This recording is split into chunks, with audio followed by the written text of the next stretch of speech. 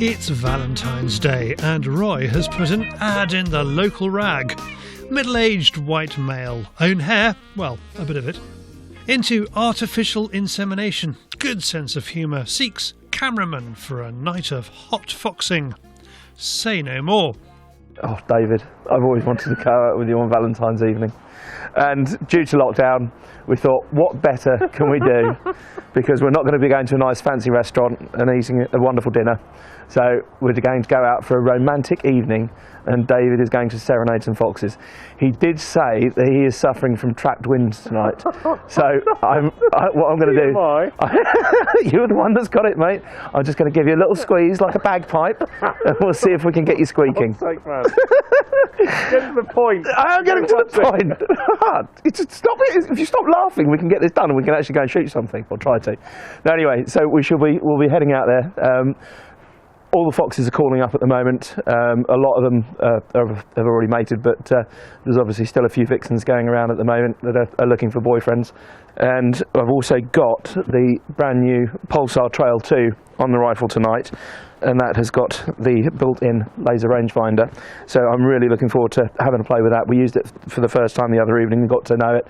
Very similar to the first one, but we've got a few different reticle choices that have been really, really helpful. So hopefully we shall have a run through with some of those reticles, show you what it can do, and hopefully account for a few, if David can stay quiet.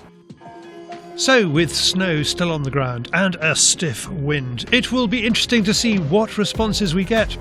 Roy is going to be using the usual distress calls, but as it's that time of year, he'll also use an electronic call. You can hear the foxes screaming over in the background, so we're going to set up and get the Fox Pro out already.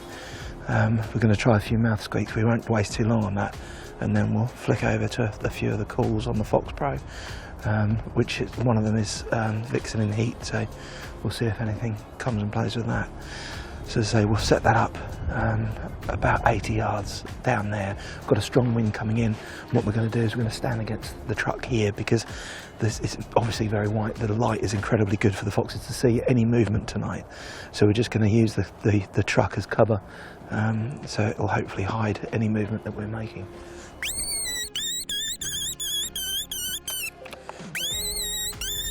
Nothing moves, and Roy thinks the calls just aren't punching through to the wood thanks to the wind. The second stand puts us closer to cover, but that's not where the fox comes from.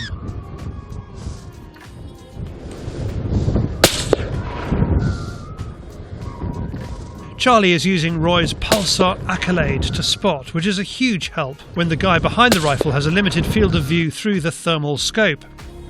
One down, then another.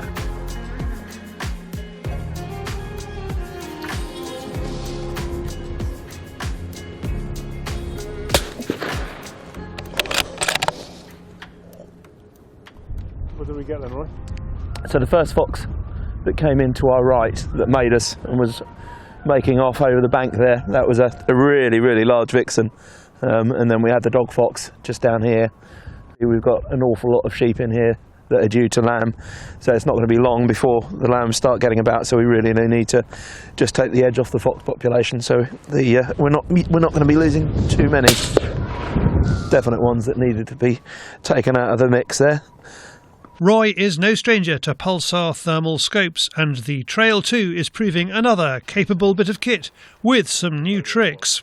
I've absolutely loved the original one, and this one is absolutely brilliant as well. So as I say, there's a few little changes on it and a few highlights which I really like. So just some of the new reticle setups are really nice.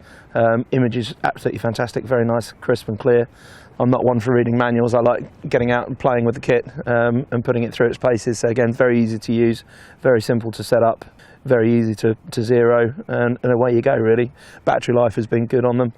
And again, I'll try and run through with the rangefinder on here, because it's literally just a quick flick at the front, on the front button, and it brings up a little square. You press it again, and then it just gives you the exact range, so you know how far away you are. And that's always been the hardest thing with using night vision and using thermal, is just trying to figure out your ranges if you don't know the fields that you're in. So if if you're unaware of your ranges from historical shooting, it just gives you that little bit of an edge, just so you know exactly where you are.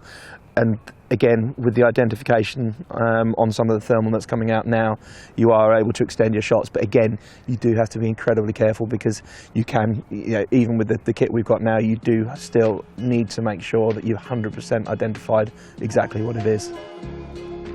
We've got something moving down there. I'm just going to zoom into it. I'll better press record so you can see it. We'll just zoom in there. Let's see what that is. I'll just try and focus it a little bit. Okay, can't quite work that out, but we should be able to ping a range on it. So let's just see how far that is. So that's 315 metres down there. I think actually that is a rabbit at that range. So we'll just go through. So we're on 8 times mag now. 16 times mag, yeah, I think that's a rabbit. Back to 2 times mag. So we'll have a call here and see if we can stir anybody up.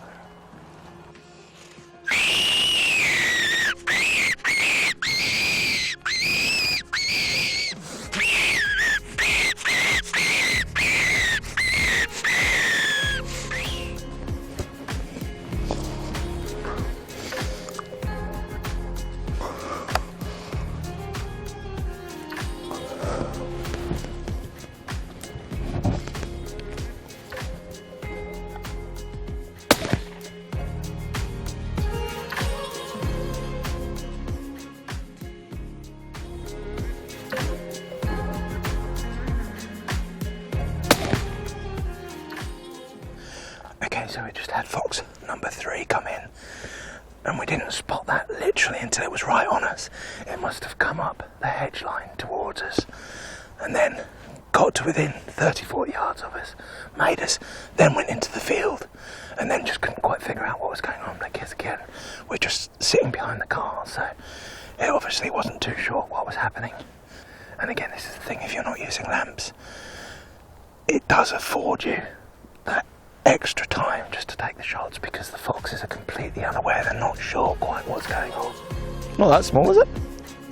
It's a fair size. 3's not a bad night for Valentine's anyway. So yeah, 2's company, 3's a crowd, and if we can get 4, then I'll leave that to your imagination.